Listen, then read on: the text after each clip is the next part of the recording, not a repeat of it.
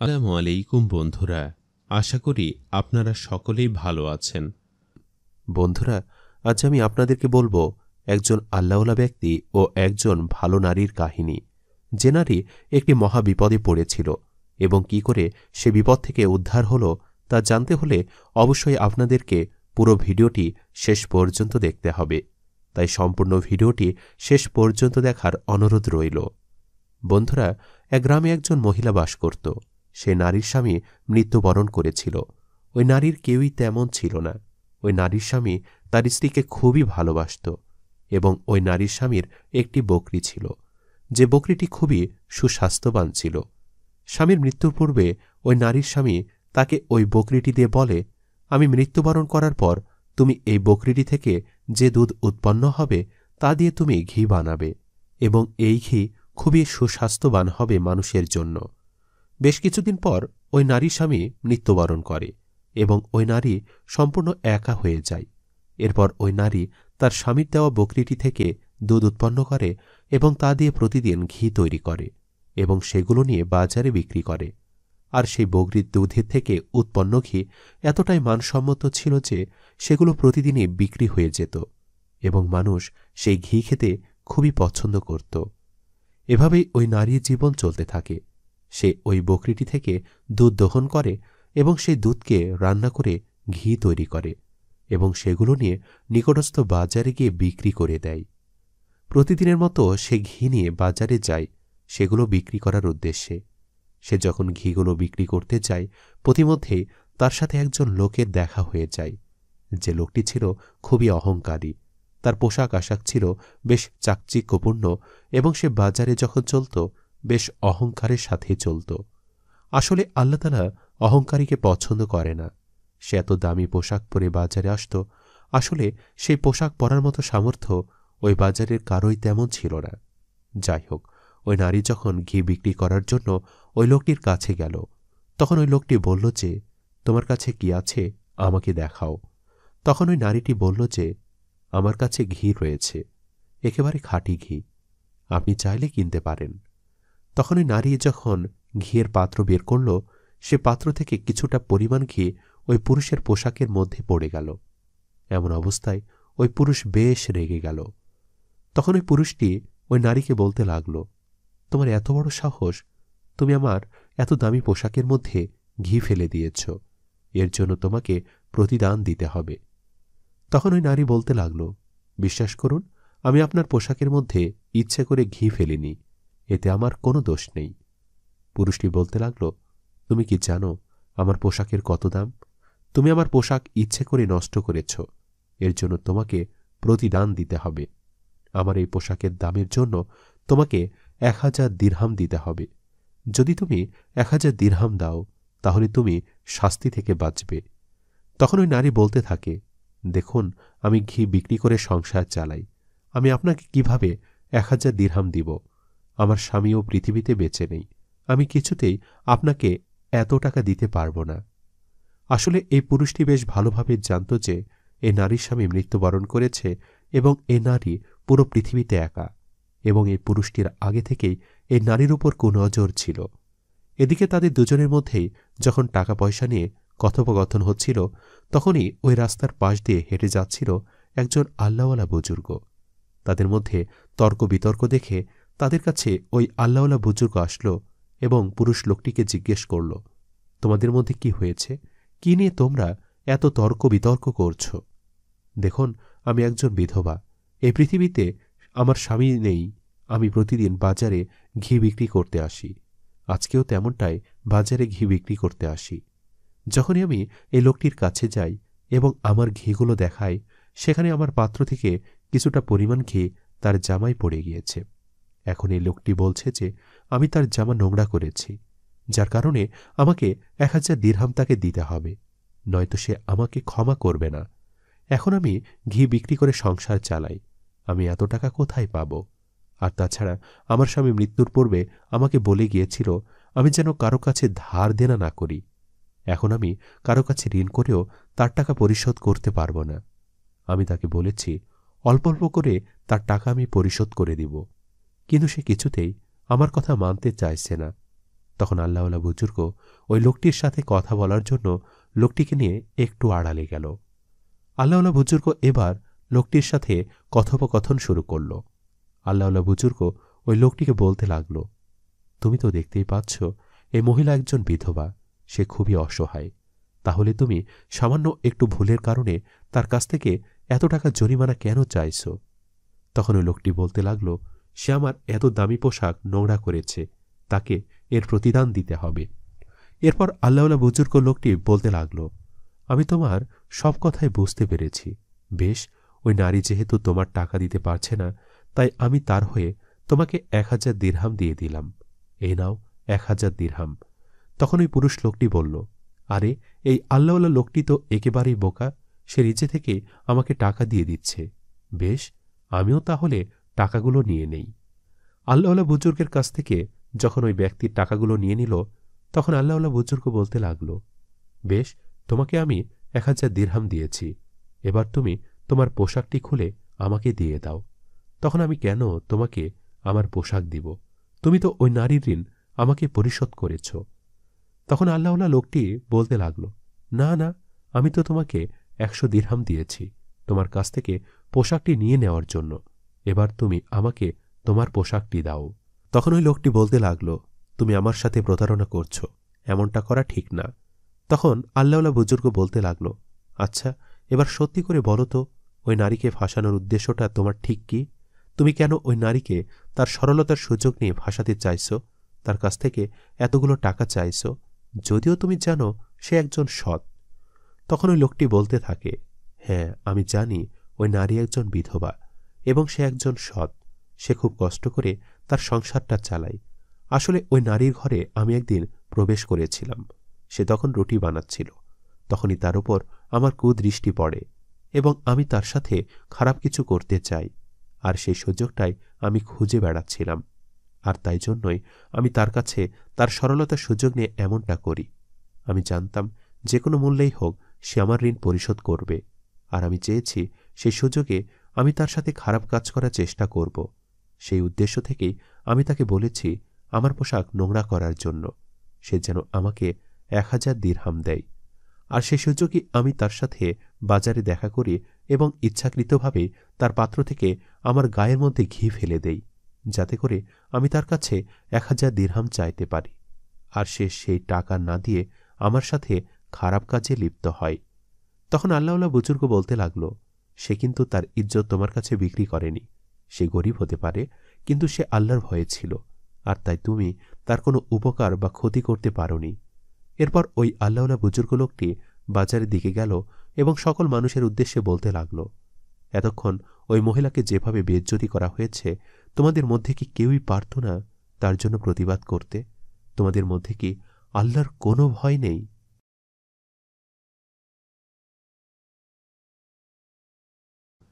একদা নবী হজরত মুসা আলাইসাল্লাম তার শ্বশুর শোয়েব আলাইসাল্লামের কাছ থেকে বিদায় নিয়ে তার স্ত্রী সফুরা, তার কিছু মেষ এবং চাকর বাকর নিয়ে মিশরের উদ্দেশ্যে যাত্রা করলেন।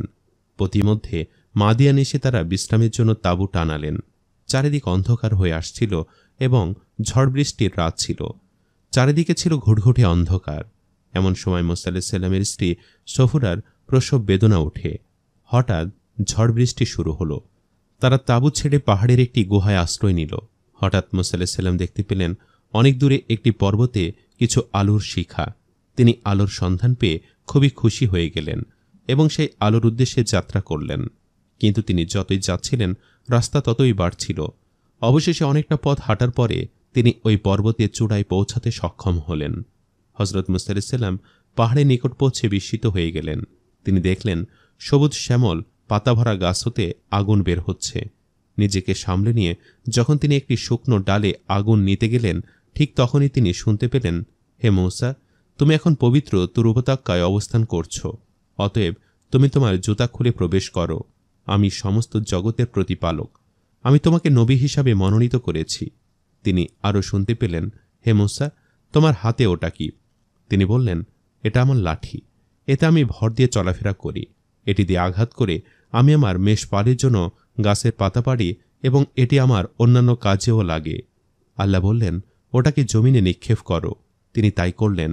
সঙ্গে সঙ্গে লাঠিটি এক বিশাল অজগর সাপে পরিণত হল এবং এদিক সেদিক ছোটাছুটি শুরু করল। হজরত মুসা আলাইহিসসালাম ভীষণ ভয় পেলেন। তিনি পিছন দিকে পালানোর চেষ্টা করলেন। তখন আল্লাহ বললেন, মুসা, ওটাকে ধরো। মুসা আলাইহিসসালাম ধরতে সাহস পেলেন না। আল্লাহ সুবহানাহু ওয়া তাআলা তখন বললেন, ওটা ধরো মুসা, আমি তাকে আগের অবস্থায় ফিরিয়ে দেব, ঠিক যে অবস্থায় এটা ছিল। অতঃপর মুসা আলাইহিসসালাম সাপটিকে ধরলেন এবং সাপটি পুনরায় লাঠিতে পরিণত হল। এটি ছিল তুর পর্বতে আল্লাহর পক্ষ হতে হজরত মুসা আলাইহিসসালামকে দেওয়া প্রথম মুজিজা।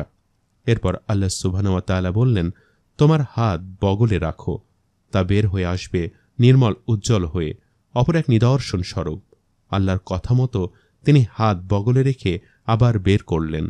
দেখা গেল তার হাত প্রদীপের আলোর মতো জ্বলজ্বল করছে। তিনি যে আল্লাহর সাথে কথা বলেছেন এই বিশ্বাস তার অন্তরে আরও দৃঢ় হয়ে গেল।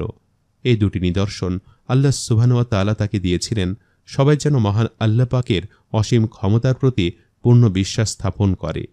আল্লাহ তাআলা হজরত মুসা আলাইহিসসালামকে আরও বললেন, তুমি মিশরের বাদশাহ ফেরাউনের নিকট যাও, তাকে আমার ইবাদতের দাওয়াত দাও, যিনি ছাড়া আর কোনো উপাস্য নেই, তিনি পৃথিবীর একমাত্র অধিপতি।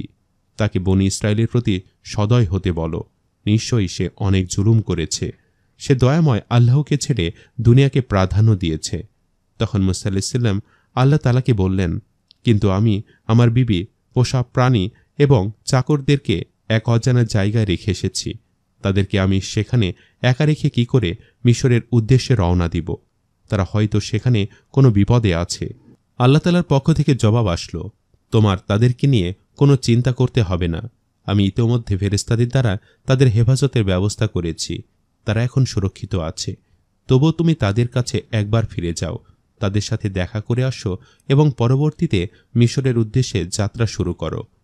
মুসা আলাইহিসসালাম আল্লাহ তাআলাকে বললেন, হে আল্লাহ, তুমি আমার মুখের জড়তা দূর করে দাও, আমাকে তুমি সুমধুর বাকশক্তি দান করো, যাতে মানুষ আমার কথা শুনে এবং আমার কথায় বিশ্বাস করে, আর আমার ভাই হারুনকে তুমি আমার সঙ্গী করে দাও। আল্লাহ তাআলা মুসা আলাইহিসসালামের দোয়া কবুল করলেন। মুসা আলাইহিসসালাম তুর পর্বত হতে সেই গুহাতে ফিরে গেলেন এবং গিয়ে দেখলেন তার স্ত্রী একটি সন্তান জন্ম দিয়েছেন এবং সেখানে তারা সুরক্ষিত আছেন। কয়েকজন সাদা শালীন পোশাকে আবৃতা বেহেশতের হুর তার স্ত্রীকে পাহারা দিচ্ছেন। মুসা আলাইহিসসালামকে দেখা মাত্র তারা মুসা আলাইহিসসালামকে সালাম দিলেন এবং সেখান থেকে চলে গেলেন। তারপর তিনি তাঁবুতে গিয়ে দেখলেন তার চাকররা খাওয়া দাওয়া করে শান্তিতে ঘুমাচ্ছে। তার মেষগুলোর কাছে গিয়ে দেখলেন তার মেষগুলোকে বনের সব বাঘ এবং অন্যান্য প্রাণীরা পাহারা দিচ্ছে। বনের প্রাণীরা মুসা আলাইহিসসালামকে দেখা মাত্র তাকে সালাম করল এবং বনে ফিরে গেল। পরদিন সকালে মুসা আলাইহিসসালাম তার দুজন খাদেমের সাথে মিশরের উদ্দেশ্যে যাত্রা করলেন। অতঃপর তিনি তার নিজের বাড়িতে এসে পৌঁছতেন, যেখান থেকে তিনি 10 বছর আগে চলে গিয়েছিলেন। তিনি দরজায় কড়া নাড়া মাত্র মরিয়ম এসে দরজা খুলে দিলেন। তিনি ছিলেন মুসা আলাইহিসসালামের বোন, কিন্তু তিনি মুসা আলাইহিসসালামকে চিনতে পারলেন না। তবে হজরত মুসা আলাইহিসসালাম তাকে দেখা মাত্রই চিনতে পারলেন। একে একে মুসা আলাইহিসসালাম তার ভাই হারুন, মা এবং বাবার সাথে সাক্ষাৎ করলেন।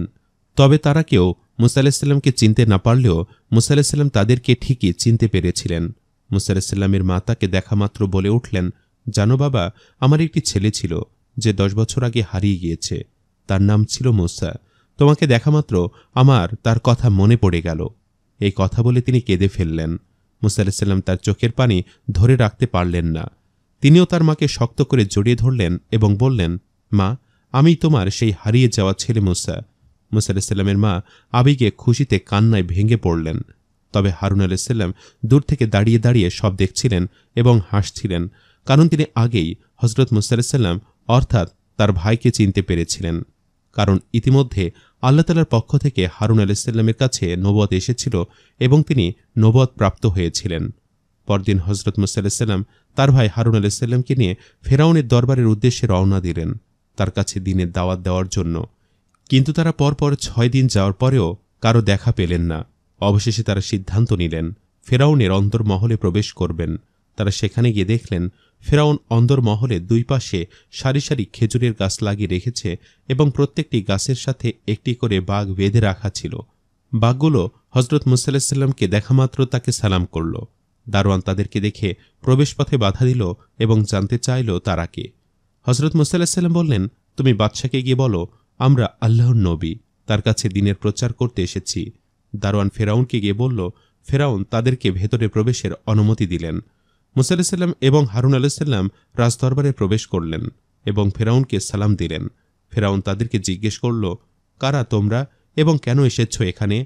হজরত মুসা আলাইহিসসালাম বললেন, আমরা আল্লাহর পক্ষ থেকে নবী মনোনীত হয়েছি এবং তোমার কাছে ইসলামের দাওয়াত দিতে এসেছি। তুমি ইসলাম গ্রহণ করো। আল্লাহ তাআলাকে এক অদ্বিতীয় সৃষ্টিকর্তা হিসাবে মেনে নাও আর সকলের কাছে নিজেকে খোদা দাবি করা বন্ধ করো, কারণ সকলের সৃষ্টিকর্তা এক এবং অদ্বিতীয় এবং তিনি হচ্ছেন আল্লাহ তাআলা।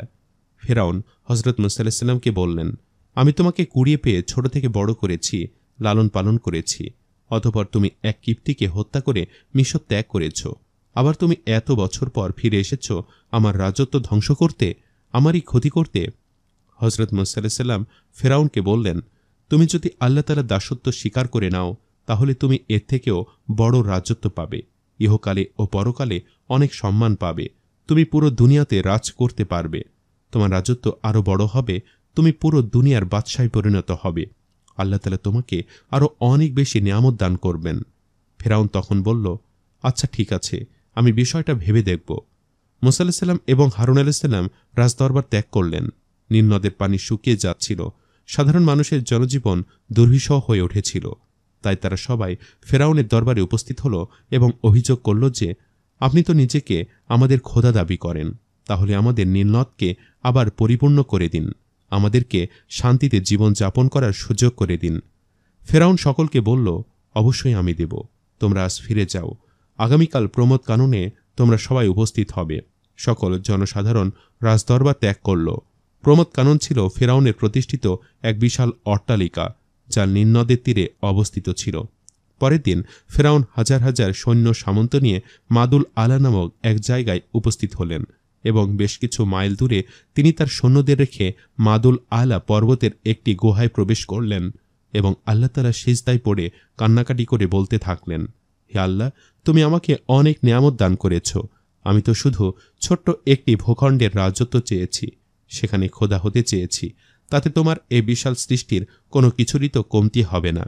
মিশরবাদে পুরো পৃথিবীর খোদা তো তুমিই থাকবে। হে আল্লাহ, তুমি নীলনদকে আমার অনুগত করে দাও, যাতে মানুষ আমাকে খোদা হিসাবে বিশ্বাস করে এবং আমার এবাদত করে। এমন সময় হঠাৎ পর্বতের গুহার সামনে একটি ব্যক্তি উপস্থিত হলেন এবং ফেরাউনের উদ্দেশ্যে বললেন, হে বাদশাহ, আমি আপনার জন্য একটি বিচার নিয়ে এসেছি। ফেরাউন সিজদা থেকে উঠে গুহার প্রবেশপথে এসে উপস্থিত হল এবং অজ্ঞাত ব্যক্তিকে জিজ্ঞেস করল, কিসের বিচার নিয়ে এসেছ তুমি? ব্যক্তিটি জবাব দিল, আমি যে বিচার নিয়ে এসেছি সেটা হচ্ছে, যদি কোনো গোলাম তার মালিকের দাসত্ব করে এবং তারপরে তার সাথে বেঈমানি করে এবং তার মালিকের কাছে ক্ষমা চাইলে মালিক যদি তাকে ক্ষমা করে দেয় এবং পুনরায় সব অধিকার দান করে, আর তারপরেও যদি সেই গোলাম আবার তার মালিকের সাথে নাফরমানি করে, তাহলে সেই মালিকের তার গোলামের সাথে কি করা উচিত? ফেরাউন উত্তর দিল, তাকে নীল নদের পানিতে চুবিয়ে মারা উচিত। মূলত সেই অজ্ঞাত ব্যক্তিটি আর কেউ না, তিনি ছিলেন হজরত জিবরাইল আলাইহিসসালাম। তিনি তখন ফেরাউনকে বললেন, তাহলে আপনি এই শাস্তির কথাটি আমাকে একটি কাগজে লিখে দিন। ফেরাউন বলল, আমার কাছে এখন কোনো কাগজ কলম নেই, কাল তুমি আমার দরবারে আসো, আমি লিখে দেব। তখন জিবরাইল আলাইহিসসালাম একটি কাগজ এবং কলম বের করে ফেরাউনকে দিলেন। ফেরাউন শাস্তির কথাটি কাগজে লিখে দিল। আসলে আল্লাহ তাআলা কৌশলে ফেরাউনকে দেওয়া শাস্তির কথা তার নিজ হাতে তাকে দিয়ে লিখিয়ে নিলেন। যেহেতু মাদুল আলা পর্বতের গুহাতে ফেরাউন অনেকক্ষণ ধরে অবস্থান করছিল, তাই তার সৈন্যরা তাকে এদিক ওদিক খোঁজাখুঁজি করছিল। তাদের মধ্যে একজন সৈন্য তাকে খুঁজতে খুঁজতে গুহার সামনে এসে উপস্থিত হল এবং খবর দিল যে নীলনদ পানিতে পরিপূর্ণ হয়েছে। ফেরাউন মাদুল আলা থেকে প্রমোদ কাননে উপস্থিত হল এবং উপস্থিত সকল জনসাধারণ ফেরাউনের জয় জয়কার করতে লাগল। তারা সকলে বলতে থাকল, আপনি আমাদের খোদা, আপনার কারণে নীলনদ আবার পানিতে পরিপূর্ণ হয়েছে এবং আমরা শান্তির জীবন ফিরে পেয়েছি। তখন ফেরাউন তাদেরকে বলল, তোমরা তো বুঝতে পেরেছ আমি তোমাদের খোদা, কিন্তু ইতোমধ্যে মিশরে দুইজন ভণ্ড আবির্ভূত হয়েছে যারা নিজেদেরকে নবী বলে দাবি করেছে। তাদের থেকে তোমরা সাবধান থাকবে, তারা তোমাদেরকে পথভ্রষ্ট করতে পারে। আমি অতি শীঘ্রই তাদের শাস্তির ব্যবস্থা করব। তোমরা কেউ তাদের কথায় কান দেবে না। জনসাধারণ ফেরাউনের কথা মেনে নিয়ে প্রমোদ কানন ত্যাগ করল।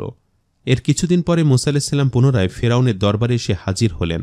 ফেরাউন মুসা আলাইসাল্লামকে বলল, তুমি কেন এসেছ আমার দরবারে? কেন তুমি মানুষের ঘরে ঘরে গিয়ে আকাশে অবস্থিত তোমার অদৃশ্য খোদাকে বিশ্বাস করতে বলছ? কেন তুমি আমার অনুসারীদেরকে বিভ্রান্ত করছ? তাদেরকে ভুল পথে পরিচালনা করতে চাইছ? ইতিমধ্যেই তারা আমার প্রতি বিশ্বাস স্থাপন করেছে এবং আমাকে খোদা হিসাবে মেনে নিয়েছে। অতএব তুমি তোমার খোদাকে নিয়ে আমার রাজ্য থেকে বিদায় হয়ে যাও। তখন মুসা আলাইসাল্লাম বললেন, কোন খোদাকে নিয়ে বিদায় হওয়ার কথা বলছো তুমি, যিনি পুরো পৃথিবীর সর্বত্র বিরাজমান? তুমি ছোট্ট একটি ভূখণ্ডের খোদা দাবি করছ নিজেকে, অথচ এই পৃথিবীর মতো আরও হাজারটা পৃথিবীর মালিক মহান সৃষ্টিকর্তা আল্লাহ তাআলা। তিনি চাইলে আসমানকে জমিন, জমিনকে আসমানে পরিণত করতে পারেন। তিনি দিনকে করতে পারেন রাত, আর রাতকে করতে পারেন দিন। তোমার মতো জালিম মুনাফিকদের জন্য তিনি আহারের ব্যবস্থা করেন, রাজত্বের ব্যবস্থা করেন, কিন্তু এ সকল কিছুই ক্ষণস্থায়ী। চিরন্তন সত্য হল একমাত্র মহান আল্লাহ তাআলা। ফেরাউন দরবারে উপস্থিত সকলের সামনে মুসাকে উপহাস করে প্রধানমন্ত্রী হামানের দিকে তাকিয়ে বললেন, হে হামান, তুমি কি মনে করো মুসার কথা সত্য?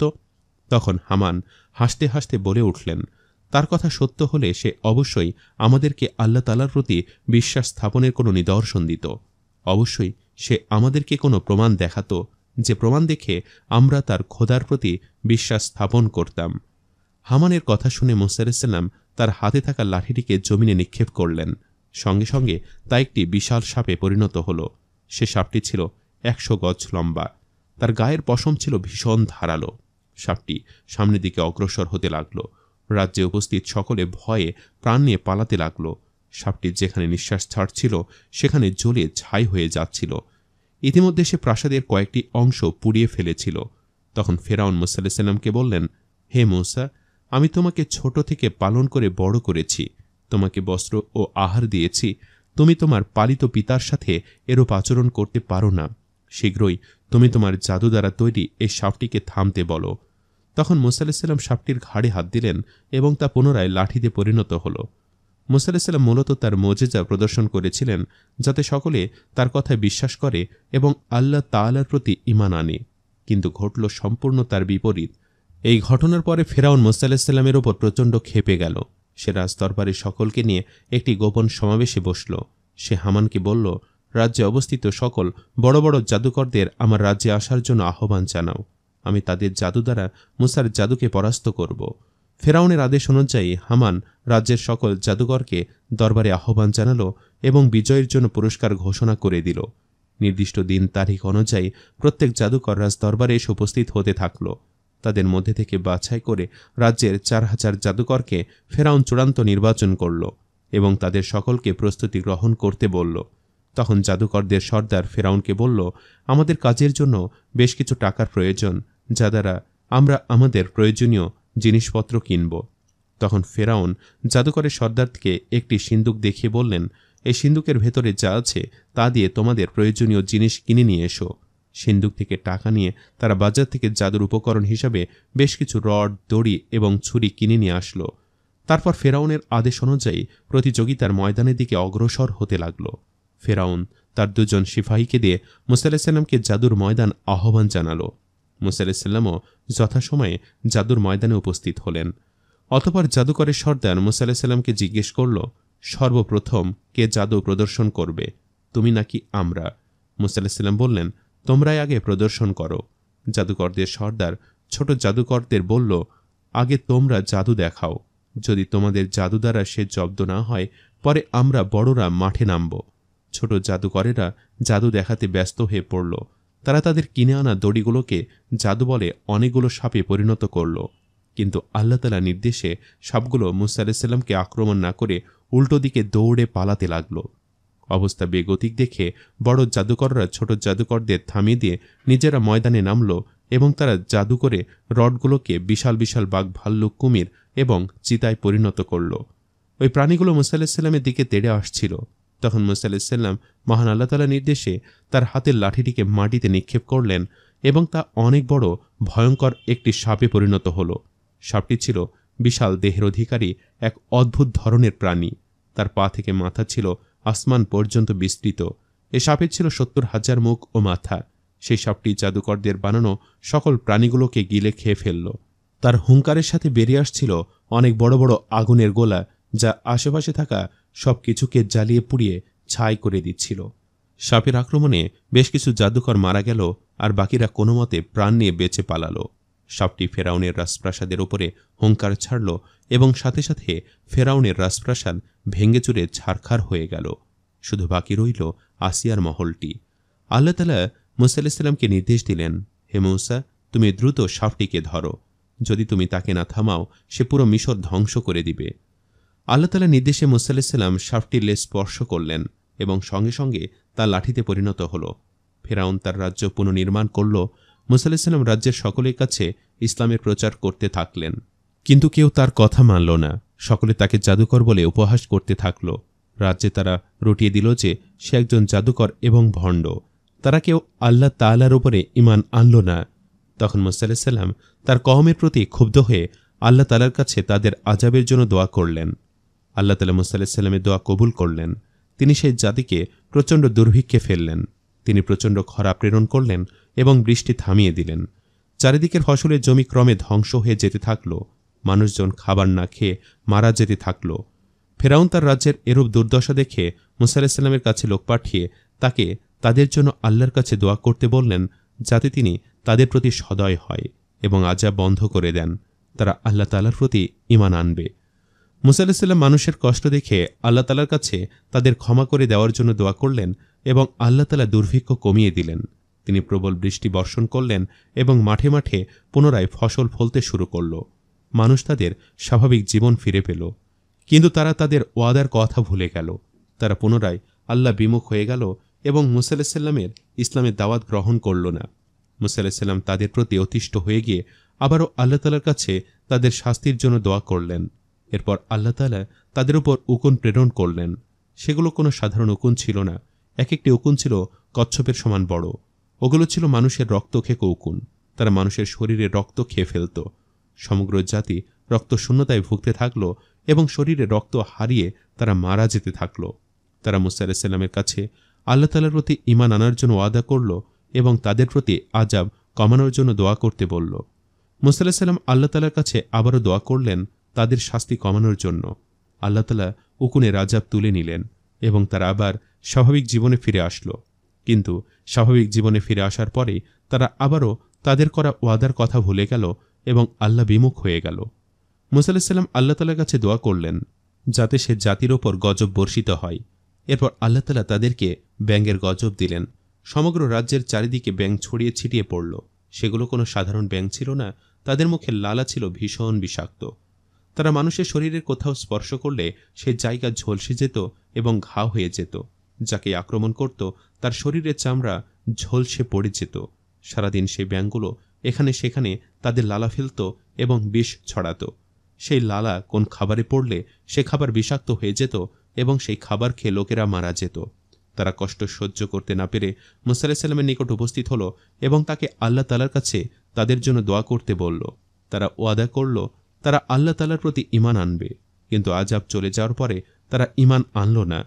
এরকমভাবে আল্লাহ তাআলা মূসা আলাইহিস সালামের উম্মতের প্রতি কখনো প্লাবন দ্বারা, কখনো ঝড় বৃষ্টি দ্বারা, কখনো অনাহার দ্বারা বিভিন্নভাবে আযাব বর্ষিত করলেন, কিন্তু কোনোভাবেই তারা ঈমান আনল না।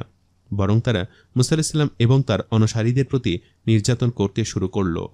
মূসা আলাইহিস সালাম ও তার অনুসারী বনী ইসরায়েলদেরকে তারা রাজ্য ছেড়েও যেতে দিল না, বরং তারা মূসা আলাইহিস সালাম এবং বনী ইসরায়েলদের আটকে রেখে তাদের প্রতি ক্রমাগত অত্যাচার নির্যাতন চালাতে থাকল। মূসা আলাইহিস সালাম তাদের নির্যাতনে অতিষ্ঠ হয়ে আল্লাহ তাআলার নিকট দোয়া করলেন তিনি যাতে তাদেরকে সে রাজ্য ছেড়ে যাওয়ার ব্যবস্থা করে দেন। আল্লাহ তাআলার পক্ষ থেকে জবাব আসলো, হে মূসা, তুমি তোমার অনুসারীদেরকে নিয়ে মধ্যরাতে নীল নদের তীরে উপস্থিত হও। আমি তোমাদেরকে রাজ্য ছাড়া ব্যবস্থা করে দেব এবং ফেরাউন ও তার অনুসারীদেরকে নীল নদের পানিতে ডুবিয়ে মারব। সে সময় মূসা আলাইহিস সালামের অনুসারী বনী ইসরায়েলদের সংখ্যা ছিল 6 লাখ। পরদিন মূসা আলাইহিস সালাম তার কিছু অনুসারীদের নিয়ে ফেরাউনের দরবারে এসে হাজির হলেন এবং ফেরাউনকে বললেন, এরা খুবই কষ্টে আছে, এদেরকে কিছু সাহায্য করুন। ফেরাউন খুবই খুশি হল, কারণ বনী ইসরায়েলদের কেউ কখনো তার কাছে সাহায্য চাইতে আসেনি কোনোদিন। সে মনে মনে ভাবল তারা হয়তো তার দাসত্ব করেছে, তাই তার কাছে সাহায্য চাইতে এসেছে। সে তাদেরকে একটি সিন্দুক দেখিয়ে বলল, এই সিঁদুকের ভেতর থেকে তোমাদের যা যা প্রয়োজন নিয়ে যাও। তারা তাদের প্রয়োজন মতো সোনা, গয়না, হীরা জহরত নিয়ে নিল। মুসা আলাইহিস সালাম বনী ইসরায়েলদের নিয়ে দরবার থেকে চলে গেলেন। তখন ফেরাউন তার প্রধানমন্ত্রী হামানকে বললেন, দেখেছ হামান, তারাও আমার দাসত্ব স্বীকার করে নিয়েছে, এজন্যই আমার কাছে সাহায্য চাইতে এসেছিল। আমার মনে হয় না তাদের আর কড়া নজরে রাখার প্রয়োজন আছে। অতঃপর ফেরাউন মুসা আলাইহিস সালাম ও বনী ইসরায়েলদের প্রতি পাহারা শিথিল করে দিল। পাহারা শিথিল করে দেওয়ার 2 দিন পর তৃতীয় দিন মুসা আলাইহিস সালাম বনী ইসরায়েলদেরকে নিয়ে অতি সাবধানতার সাথে গোপনে নীলনদের উদ্দেশ্যে যাত্রা শুরু করলেন। অবশেষে দীর্ঘ সময় যাত্রার পর তারা নীলনদের সামনে এসে থামলেন এবং নীলনদের পাশে তাঁবু টানিয়ে সেখানে রাত্রি যাপন করলেন। এর মধ্যেই ফেরাউন মুসা আলাইহিস সালাম ও বনী ইসরায়েলদের মিশর ত্যাগ করার খবর পেয়ে গিয়েছিল। তাই সে মনে মনে ভাবল, মুসা আলাইহিস সালাম এবং তার অনুসারীরা তাকে ধোঁকা দিয়েছে। তাই সেও 7 লাখ সৈন্য ও ঘোড়াসহ সদল বলে মুসা আলাইহিস সালাম এবং তার অনুসারীদের আক্রমণের উদ্দেশ্যে নীল নদের দিকে যাত্রা শুরু করল। ফেরাউন ও তার অনুসারীদের আসার খবর পেয়ে বনী ইসরায়েলরা ভয়ে কাঁপতে থাকল। মুসা আলাইহিস সালাম তাদেরকে আশ্বস্ত করে বললেন, তোমরা ভয় পেও না। আল্লাহ তাআলার নির্দেশে যখন আমরা এখানে এসেছি তখন আমাদের নিরাপত্তার ব্যবস্থাও তিনিই করবেন। ফেরাউনের বাহিনী যখন বনী ইসরায়েলদের অনেক কাছাকাছি এসে পড়ল তখন মুসা আলাইহিস সালাম বনী ইসরায়েলদের সকলের উদ্দেশ্যে বললেন, তোমরা অজু করে 2 রাকাত সালাত আদায় করে নাও। তারা অজু করে 2 রাকাত সালাত আদায় করে নিল। ফেরাউন বাহিনী ইতোমধ্যে তাদের অনেক কাছাকাছি এসে পড়েছিল। তাদের চেহারা স্পষ্ট দেখা যাচ্ছিল। তখনই আল্লাহ তাআলা নির্দেশ আসলো, হে মুসা, তুমি তোমার হাতের লাঠি দ্বারা পানিতে আঘাত করো। মুসা আলাইহিস সালাম নদীর পানিতে আঘাত করা মাত্র সেখান থেকে পানি 2 ভাগে সরে গিয়ে সুপ্রশস্ত একটি রাস্তা তৈরি হয়ে গেল। মুসা আলাইহিস সালাম নির্বিঘ্নে তার অনুসারীদেরকে নিয়ে সেই রাস্তা দিয়ে নীলনদ পার হয়ে পাহাড়ের চূড়ায় এসে অবস্থান নিলেন। ফেরাউন এবং তার বাহিনী যখন এসে দেখল নীলনদের মাঝখানে রাস্তা তৈরি হয়ে গিয়েছে তখন ফেরাউন দম্ভ করে সৈনিকদের বলল, এই রাস্তা আমিই তৈরি করেছি, অতএব তোমরা এ রাস্তা ধরে তাদের পিছু নাও। যখনই তারা নদীর মাঝখানে এসে পৌঁছালো তখনই রাস্তা ভেঙে গেল এবং 2 পাশের পানি তাদেরকে চেপে ধরল। পানির চাপে ফেরাউন তার সৈন্য বাহিনীসহ নীলনদে ডুবে মারা গেল। এভাবে আল্লাহ তাআলা ফেরাউনকে তার লিখিত শাস্তি দ্বারাই তাকে ধ্বংস করে দিলেন।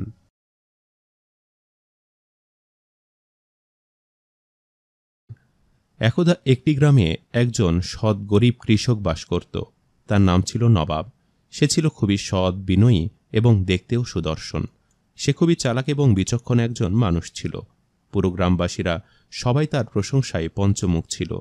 সে বিয়ে করল গ্রামের একটি অত্যন্ত সুন্দরী, সুশীল ও সম্ভ্রান্ত পরিবারের মেয়েকে। সেই মেয়েটিও দেখতে যেমন সুন্দর তেমনি বিচক্ষণ ছিল। তাদের 2 জনের বিচক্ষণতা এবং সৎ মানসিকতা সকলকে মুগ্ধ করত। তাদের মানবিকতা ছিল সকলের জন্য উদাহরণস্বরূপ। অতঃপর তারা সুখে শান্তিতে বসবাস করতে লাগল। তাদের সংসারে কোনো অশান্তি বা ঝামেলা ছিল না। একদিন কৃষকটি তার বউকে বলল, আচ্ছা বউ, নারীর ছলনা কি? শুনেছি ছলনাময়ী নারী নাকি অনেক বড় বড় মাপের জ্ঞানী ধনী পুরুষকেও তার ছলনা দিয়ে কাবু করে ফেলতে পারে। এ কথা কি সত্যি? তার বউ তাকে বলল, হ্যাঁ, নারী চাইলে ভালোবেসে যেমন একটি সংসারকে সুখী করে তুলতে পারে তেমনি নারী চাইলে তার ছলনা দ্বারা পুরো জগৎ ধ্বংস করে ফেলতে পারে। নারী যদি একবার সিদ্ধান্ত নিয়ে নেয় যে সে প্রতিশোধ নিবে তাহলে সে যা কিছু করতে পারে। নবাব তার বউকে বলল, না, আমি এ কথা বিশ্বাস করি না। আমি কখনোই কোনো নারীর ছলনায় পা দিব না। কোনো নারী কখনো আমার সাথে ছলনা করতে পারবে না। আমাকে ঠকানো কখনোই সম্ভব নয়। তখন তার বউ তাকে বলল যে তার ধারণা সম্পূর্ণ ভুল। একজন নারী চাইলে সবকিছুই করতে পারে।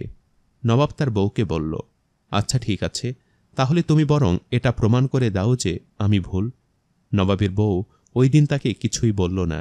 এর কিছুদিন পরের কথা, নবাব জমিতে কাজ করছিল। তার বউ সকালবেলা খাবার রান্না করে তার জন্য মাঠে নিয়ে যাচ্ছিল। এমন সময় সে দেখল একজন মাছ বিক্রেতা মাথায় করে ঝাঁকায় নিয়ে মাছ বিক্রি করছে। সে মাছ বিক্রেতাকে মাঝ রাস্তায় দাঁড় করিয়ে একটি বড় মাছ কিনল। তারপর সে যথাসময়ে সকালের খাবার নিয়ে তাদের জমিতে হাজির হল। তার স্বামী যখন কাজে ব্যস্ত তখন সে চুপ করে মাটি খুঁড়ে জমির এক জায়গার মাঝখানে বড় মাছটিকে পুঁতে রেখে দিল।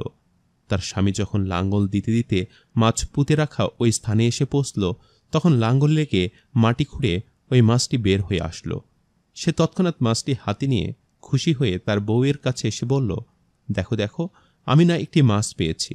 জমিতে লাঙল দেওয়ার সময় মাছটি মাটির নিচে পুঁতে রাখা ছিল। তুমি মাছটি বাসায় নিয়ে যাও এবং আমার জন্য রান্না করে দুপুরবেলা ভাত দিয়ে নিয়ে এসো। তার বউ বলল, আমি খুব ভালো মাছ রান্না করতে পারি, আমি দুপুরবেলা তোমার জন্য মাছটি রান্না করে নিয়ে আসব। নবাবের বউ বাসায় গিয়ে ভাত রান্না করল এবং আলুর তরকারি রান্না করল, কিন্তু মাছ রান্না করল না। দুপুরবেলা সে তার স্বামীর জন্য আলুর তরকারি আর ভাত নিয়ে গেল। নবাব আলু দিয়ে ভাত দেওয়া দেখে অনেক রেগে গেল এবং বলল, আমি তো তোমাকে সকালবেলা মাছ দিয়েছিলাম এবং বলেছিলাম সেই মাছটি রান্না করে নিয়ে আসতে, তাহলে কেন তুমি মাছ রান্না করে আনোনি? নবাবের বউ তাকে বলল, কই, তুমি তো আমাকে কোনো মাছ দাওনি। এবার সে আরও চিৎকার করতে থাকল এবং বলল, তুমি কি ভুলে গেলে? আজ সকালেই তো আমি তোমার হাতে একটি মাছ দিয়ে বললাম যে মাছটি রান্না করে নিয়ে আসতে, আর তুমিও রাজি হলে, তাহলে এখন তুমি অস্বীকার কেন করছো? কিন্তু তার বউ নাছোড়বান্দা, সে বারবার একই কথা বলে যাচ্ছে যে নবাব তার হাতে কোনো মাছ দেয়নি সকালে। এই নিয়ে কথা কাটাকাটি হতে হতে এক পর্যায়ে তাদের মধ্যে অনেক ঝগড়া লেগে গেল এবং মারামারি শুরু হয়ে গেল। গ্রামের অন্যান্য কৃষকেরা এবং অনেক মানুষই মাঠে জড়ো হল। সকলে এসে কি সমস্যা হয়েছে তা জানতে চাইল। তখন নবাব সবাইকে বলল যে, দেখুন না, আমি আমার বউকে আজ সকালবেলায় একটি মাছ দিয়ে বললাম যে এই মাছটি যেন সে দুপুরবেলা রান্না করে নিয়ে আসে। সেও রাজি হল। পরবর্তীতে তার যদি মাছ রান্না করতে মন না চায় তাহলে ঠিক আছে, সে আমাকে সেটা সত্যি করে বলতে পারে, কিন্তু অস্বীকার কেন করছে যে আমি তাকে কোনো মাছই দেইনি? সে বলছে আমি নাকি তার হাতে কোনো মাছ দেইনি। তখন নবাবের বউ বলল, হ্যাঁ ঠিকই তো, তুমি তো আমার হাতে কোনো মাছ দাওইনি। শুধু শুধু কেন ভুলভাল বকছ তুমি? হয়তো আজকাল ধীরে ধীরে সবকিছু ভুলে যাচ্ছ। তুমি অসুস্থ হয়ে গেছ, তোমার একজন হাকিমকে দেখানো উচিত। তখন গ্রামের লোকজন নবাবের বউকে জিজ্ঞেস করল, তুমি কি সত্যি অস্বীকার করছো যে সে সকালবেলা তোমার হাতে কোনো মাছ দেয়নি? তখন নবাবের বউ বলল, আচ্ছা, তাহলে আপনারাই বরং তাকে জিজ্ঞেস করুন, সে যদি আমাকে মাছ দিয়েই থাকে তাহলে সে কোন দোকান থেকে কখন কার কাছ থেকে মাছটি কিনেছে, সেই প্রমাণ তাকে দিতে বলুন। তখন গ্রামের লোকজন নবাবকে প্রশ্ন করল যে, নবাব, তুমি কোন দোকান থেকে মাছ কিনেছ বলো তো? কার কাছ থেকে মাছটি কিনেছিলে তুমি? তখন নবাব বলল, আমি তো দোকান থেকে মাছ কিনিনি, বরং আমি মাছটি মাটি থেকে পেয়েছিলাম। মাছটি মাটির ভেতরে ছিল। নবাবের মাটির নিচে মাছ পাওয়ার কথা শুনে সকলে হাসাহাসি করতে লাগল এবং কানাঘোষা করতে লাগল যে নবাব বোধহয় সত্যিই পাগল হয়ে গিয়েছে। অতিরিক্ত জমির চাষাবাদের কাজে হয়তো তার মাথা নষ্ট হয়ে গেছে। তাকে আসলে একজন হাকিমের কাছে নিয়ে যাওয়া উচিত। অতঃপর সবাই নবাবকে চ্যাংদোলা করে ধরে হাকিমের কাছে নিয়ে গেল। হাকিম নবাবের শারীরিক অবস্থা পর্যবেক্ষণ করে বলল, সে অত্যন্ত কাজের চাপে হয়তো তার মানসিক ভারসাম্য হারিয়ে ফেলেছে, তার চিকিৎসার প্রয়োজন। এই বলে হাকিম কিছু গাছগাছরা এবং ভেষজ ওষুধপত্র নবাবকে দিলেন এবং তাকে ঘুমের জড়িবুটিও দিয়ে দিলেন। তারপর নবাব ঘুমিয়ে পড়ল। গ্রামের লোকজন ধরাধরি করে নবাবকে তার বাড়িতে দিয়ে আসলো। পরের দিন সকালবেলা যখন নবাবের জ্ঞান ফিরল, তখন সে তার বউকে কাছে ডেকে জিজ্ঞেস করল, কেন তুমি আমার সাথে এমনটা করলে বউ? সকলের সামনে কেন আমাকে ছোট করলে? আমি তো তোমার হাতে মাছ দিয়েছিলাম, আর এটাই সত্যি। তাহলে তুমি কেন অস্বীকার করলে? কি লাভ হলো তোমার এটা করে? কেন আমাকে সবার সামনে এমন অপমান করলে তুমি? তখন তার বউ তাকে উত্তর দিল, কারণ আপনি আমাকে বলেছিলেন এটা প্রমাণ করে দিতে যে নারীর ছলনা কতটা ভয়ঙ্কর হতে পারে, আর আমি ঠিক তাই করেছি। আমি আপনার কথা রেখেছি এবং আপনাকে ভুল প্রমাণ করে দিয়েছি। এখন আপনি চাইলেও কখনো এটা প্রমাণ করতে পারবেন না যে মাছটি আপনি সত্যি সত্যি মাটির নিচ থেকে পেয়েছিলেন। কেউ আপনার কথা বিশ্বাস করবে না। আসলে মাছটি আমি মাটির নিচে পুঁতে রেখেছিলাম আপনাকে এটা প্রমাণ করে দেওয়ার জন্য যে নারী আসলে যখন একবার ধোঁকা দিবে বলে মনস্থির করে নেয় তখন সে কতটা ভয়ঙ্কর হয়ে উঠতে পারে। তখন নবাব তার বউকে বলল, আমার ভুল হয়ে গেছে, আমি সত্যি বুঝতে পারিনি যে নারী ছলনা এতটা ভয়ঙ্কর হতে পারে, কিন্তু এখন আমি বুঝতে পারছি। যেহেতু আমি তোমাকে প্রমাণ করে দিতে বলেছিলাম, তাই এখানে তোমার কোনো দোষ নেই।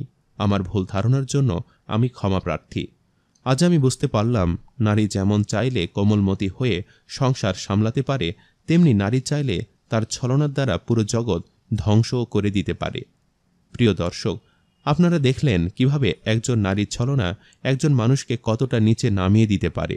কতটা অপদস্থ করতে পারে, কতটা খারাপ পরিস্থিতিতে ফেলতে পারে। এই জগৎ সংসারে নারী হল কল্যাণের আরেক রূপ। নারী ছাড়া পুরুষ অর্থহীন। একজন নারী পারে পুরুষকে সাফল্যের স্বর্ণ শিখরে পৌঁছে দিতে, আবার সেই নারীই পারে সেই সফলতা ভেঙে চুরে একটি পুরুষকে ধ্বংস করে দিতে। স্বামীর ঘরে আসার আগে সে কারো কন্যা হিসেবে, কারোর বোন হিসেবে দায়িত্ব পালন করে, আর স্বামীর ঘরে আসার পরে একজন আদর্শ স্ত্রী হিসেবে, সন্তানদের মা হিসেবে তার দায়িত্ব পালন করে। কিন্তু নারী যদি একবার ভেবে নেয় সে প্রতিশোধ নিবে, তাহলে সে যা কিছু করতে পারে। তাই আসুন আমরা নারীদের শ্রদ্ধা করি, তাদের ভালোবাসা দেই, তারা আমাদের জন্য যে পরিমাণ কষ্ট করে তাদেরকে তার যোগ্য প্রতিদান দেই, এবং তাদেরকে ছলনা করার জন্য বাধ্য না করি। কারণ মনে রাখতে হবে, নারী জগতের আলো, আবার নারী জগতের অমাবস্যা। তাই সিদ্ধান্ত আপনার। আপনি আপনার ঘরে নারীকে জগতের আলো হিসেবে উন্মোচন করবেন, নাকি অমাবস্যার রাত্রি হওয়ার জন্য উস্কে দেবেন।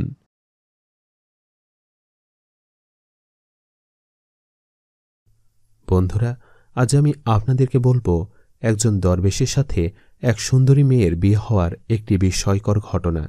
তাই অবশ্যই সম্পূর্ণ ভিডিওটি শেষ পর্যন্ত দেখার অনুরোধ রইল। বন্ধুরা, কথিত আছে বহুকাল আগে এক শহরে একজন অমুসলিম বাদশা বাস করত। তার একটি কন্যা ছিল, যে কন্যা ছিল খুবই রূপবতী, এবং বাদশাহ সবসময় চাইত তার মেয়েকে সবথেকে ধনী কোনো যুবক বিবাহ করুক, এবং তার মেয়ের সৌন্দর্যের অনেকেই পাগল ছিল। কিন্তু মেয়েটির মন খুবই ভালো ছিল, এবং সে কখনোই চাইত না কোনোদিন ধনী কাউকে বিবাহ করতে। একদিন বাদশার মেয়ে কোনো এক স্থানে যাচ্ছিল। প্রতিমধ্যে বাদশার মেয়ের চোখ পড়ল একজন মুসলমান দরবেশের ওপর। সে মুসলমান দরবেশকে দেখে বেশ মুগ্ধ হয়ে গেল এবং তার দিকে এক দৃষ্টিতে তাকিয়ে রইল। একজন ধনী ঘরের বাদশার মেয়ে হওয়া সত্ত্বেও তার মনে এতটাই আশা জেগেছিল যে সে চেয়েছিল ওই ফকির গরিব দরবেশকে সে বিবাহ করবে। বাদশার মেয়ে প্রতিদিনই দরবেশকে দেখত। একদিন সে তার মনের কথা ওই দরবেশকে বলে।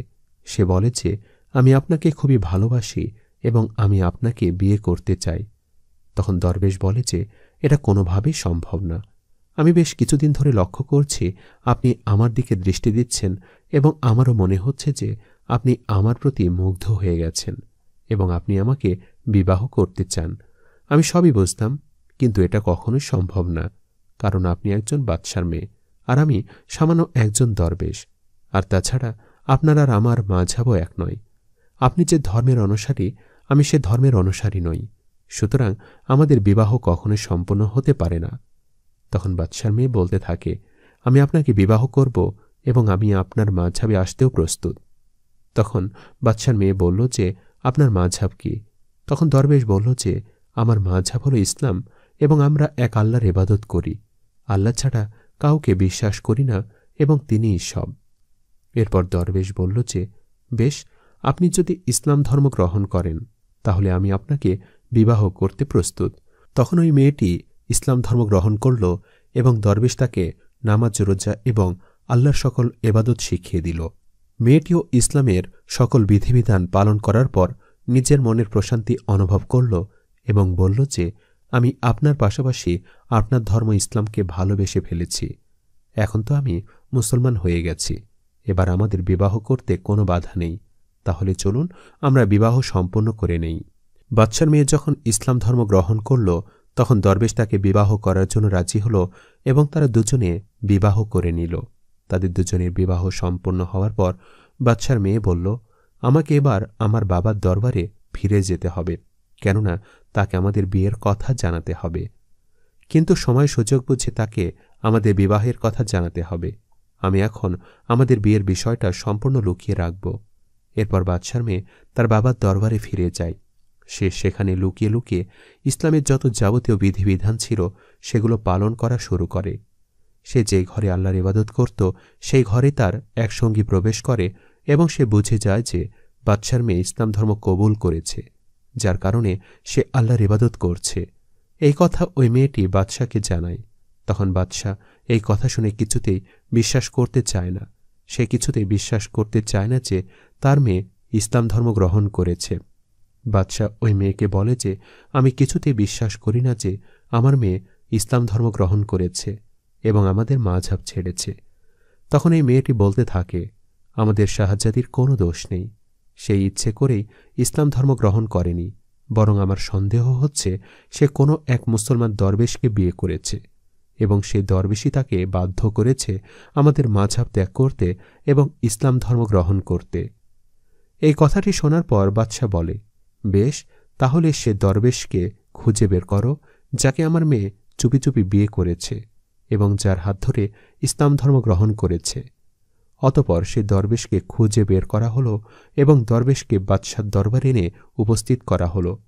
তখন বাদশাহ দরবেশের উদ্দেশ্যে বলতে থাকে, তুমি সত্যি করে বলো, তুমি কি আমার মেয়েকে বিবাহ করেছ? তখন দরবেশ বলে যে, হ্যাঁ, আমি আপনার মেয়েকে বিবাহ করেছি এবং সে আমাকে বিবাহ করার জন্য নিজের ধর্ম ত্যাগ করে ইসলাম ধর্ম গ্রহণ করেছে। এই কথা শুনে বাদশাহ খুবই রেগে যায় এবং তার মেয়েকে ডেকে পাঠায়। তখন মেয়েটিও স্বীকার করে যে ইসলাম ধর্ম গ্রহণ করেছে এবং তার কাছে ইসলাম ধর্মের সকল কিছুই ভালো লাগে। বাদশাহ এই কথা শুনে অনেক রেগে যায় এবং রেগে গিয়ে বলে যে, আমি তোমাদের দুজনকে এখন হত্যা করব। আমার মেয়ে হয়ে তুমি কিভাবে আমাদের ধর্ম ছেড়ে দিলে? কিভাবে তুমি একজন মুসলমান দরবেশকে বিয়ে করলে এবং লুকিয়ে লুকিয়ে ইসলাম ধর্ম গ্রহণ করলে? ওই দিন ওই দরবেশ ব্যক্তিটি রোজাদার অবস্থায় ছিল।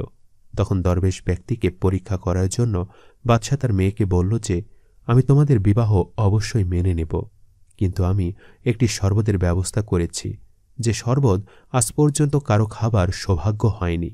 তোমার স্বামী যদি তোমাকে সত্যিকার অর্থেই ভালোবেসে থাকে তাহলে তাকে বলো যে সে যেন শরবত পান করতে। কিন্তু সে যদি কিছুতেই তার দরবেশ স্বামীকে সে শরবত পান করার কথা বলতে পারছিল না, কারণ সে তো জেনে গিয়েছিল যে তার স্বামী একজন রোজাদার ব্যক্তি এবং সে কি করেই বা সে দরবেশকে শরবত পান করার কথা বলবে, কারণ তার দরবেশ স্বামী তো একজন রোজাদার ব্যক্তি। তাই সে বলল যে, বাবা, আপনি দয়া করে আমাদের দুজনকে হত্যা করুন, কিন্তু তারপরও কিছুতেই আমি আমার স্বামীকে শরবত পান করার কথা বলতে পারব না, কারণ সে এখন রোজা অবস্থায় আছে, আর একজন মুসলমানের কাছে রোজা হল একটি ফরজ ইবাদত। সে তার জীবন দিয়ে দিবে, কিন্তু প্রকৃত মুসলমান কখনো রোজা ভঙ্গন করবে না। তাই আপনি আপনার তলোয়ার দিয়ে দয়া করে আমাদের দুজনকে হত্যা করুন, কিন্তু আমাকে কিছুতেই বলবেন না যাতে করে আমার স্বামী রোজা ভাঙ্গে। বাদশাহ তার মেয়ের মুখে এমন কথা শুনে বেশ চমকে গেল। সে মনে মনে চিন্তা করল, আমার মেয়ে আমাদের ধর্ম ছেড়ে দিয়েছে এবং তার স্বামীকে রোজা ভাঙতেও বলছে না, কিন্তু বিনিময়ে সে নিজেকে নিজের জীবন দিয়ে দিতে চাইছে। ইসলাম ধর্মের মধ্যে এমন কি আছে যে কারণে আমার মেয়ে এতটা ধর্ম পাগল হয়ে গেছে এবং সে নিজের জীবন দিয়ে দিতেও প্রস্তুত? তখন বাদশাহ চেয়েছিল তাদের দুজনকে হত্যা করবে। তখন বাদশাহ বলে যে, বেশ, তাহলে তুমি যেহেতু আমাদের ধর্ম ছেড়ে দিয়েছ, তাহলে তোমাদের দুজনকে হত্যা করা হবে। কিন্তু ওই মুহূর্তে বাদশার মনে হল যে আমার মেয়ে কি কারণে আমাদের ধর্ম ছেড়ে দিয়েছে এবং কি কারণেই বা সে এতটা ধর্মভীরু হয়ে গেছে, যার কারণে সে ইসলাম ধর্ম গ্রহণ করেছে। ইসলামের মধ্যে সে এমন কী বা পেয়েছে? তখন বাদশাহ নিজেই ইসলাম ধর্ম কবুল করল এবং সে তার মেয়ে এবং ওই দরবেশের বিবাহ মেনে নিল। প্রিয় বন্ধুরা, এই ঘটনাটি থেকে আমরা এমনটাই শিক্ষা পাই যে ইসলাম হলো এমন একটি শান্তির ধর্ম যেখানে একজন রোজাদার ব্যক্তি কখনোই তার ঈমানকে বলিদান দিয়ে শত কিছুর বিনিময় হলেও রোজা ভঙ্গন করবে না। একজন প্রকৃত মুসলমান কখনোই ইসলামের যাবতীয় বিধিবিধানগুলো অস্বীকার করবে না এবং হেলাফেলাভাবে পালনও করবে না।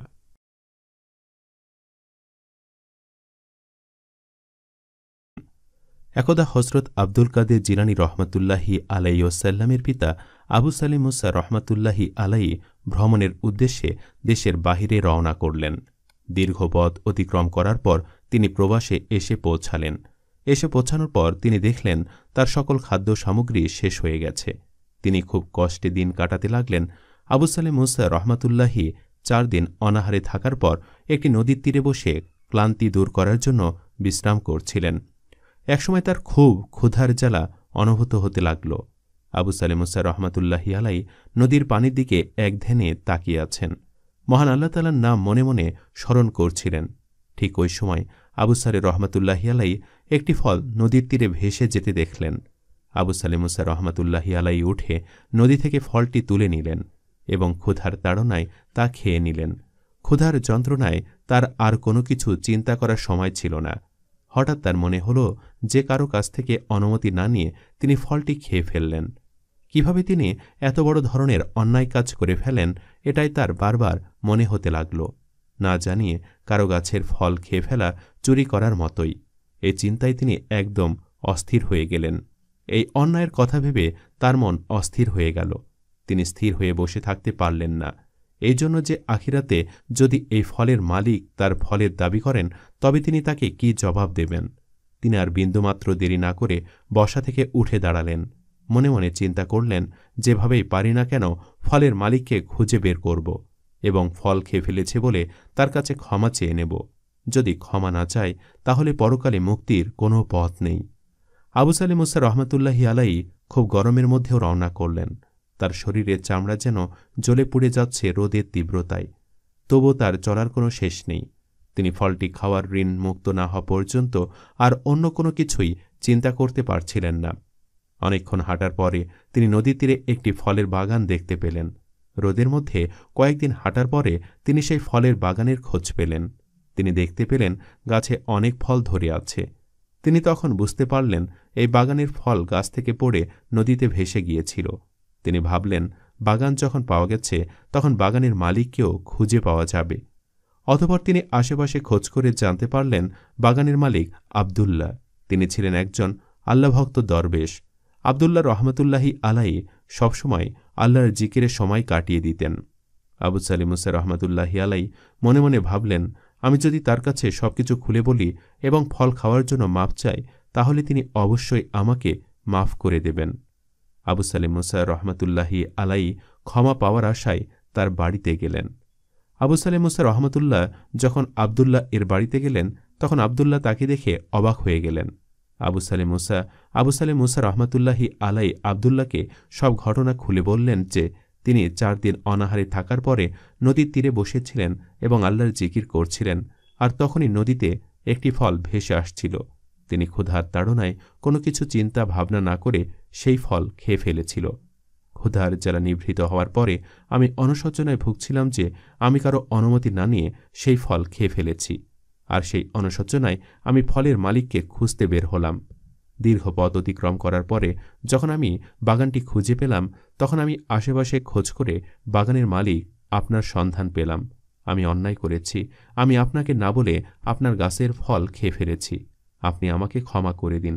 আর আপনি যদি আমাকে ক্ষমা না করেন তাহলে আমি এই অপরাধের পাপ হতে কিছুতেই মুক্তি পাব না। ফলে আমি আমার আল্লাহ তাআলার কাছে অপরাধী হয়ে যাব। তাই আমি আপনাকে করজোড়ে বলছি, আপনি দয়া করে আমাকে ক্ষমা করে দিন। আবু সালেহ মুসা রহমতুল্লাহি আলাইর করুণ আবেদনে আবদুল্লাহর মন গলে গেলেও তিনি তা প্রকাশ করলেন না। তিনি কঠোর কণ্ঠে বললেন, হে বিদেশী যুবক, এই পৃথিবীর নিয়ম হল এই পৃথিবীর বাসিন্দারা তাদের প্রিয় জিনিসের মায়া ত্যাগ করতে পারেন না। আমি আমার বাগানের ফলের দাবি ত্যাগ করতে পারব না। এই ফল আমার কাছে মহামূল্যবান। এখন বলো, আমি কিভাবে এর দাবি ছাড়তে পারি? তুমি শুধু শুধু আমার কাছে প্রার্থনা করছ। হযরত আবদুল্লাহ এমন কথা শুনে আবু সালেহ মুসা রহমতুল্লাহি আলাই ভয়ে অস্থির হয়ে গেলেন। মুসা রহমতুল্লাহি আলাই কাঁদতে লাগলেন। তার কান্না দেখে হযরত আবদুল্লাহর মন গলে গেল, কিন্তু তারপরেও তিনি তার দাবিতে অটল রইলেন। আবু সালেহ মুসা রহমতুল্লাহ তখন জিজ্ঞাসা করলেন, তাহলে আমি আমার এই অপরাধ কিভাবে ক্ষমা পেতে পারি? আপনি আমাকে ক্ষমা না করলে আমি কিভাবে কিয়ামতের দিন এই পাপ নিয়ে আল্লাহর সামনে দাঁড়াব? হযরত আবদুল্লাহ তাকে বলল, আমি তোমাকে একটি পরামর্শ দিতে পারি। ইচ্ছে করলে তুমি আমার সেই পরামর্শ গ্রহণ করতে পারো। আমার পরামর্শ হলো, তুমি আজ থেকে ভৃত্য হিসেবে 12 বছর কাজ করবে। তোমার কাজকর্ম দেখে আমি 12 বছর পর বিবেচনা করব যে তোমাকে ক্ষমা করা যাবে কিনা। সত্যি যদি তুমি আমার মন জয় করতে পারো তাহলে আমি তোমাকে ক্ষমা করে দেব। এই কথা শুনে আবু সালেহ মুসা রহমতুল্লাহি আলাইয়ের মনে শান্তি ফিরে আসলো।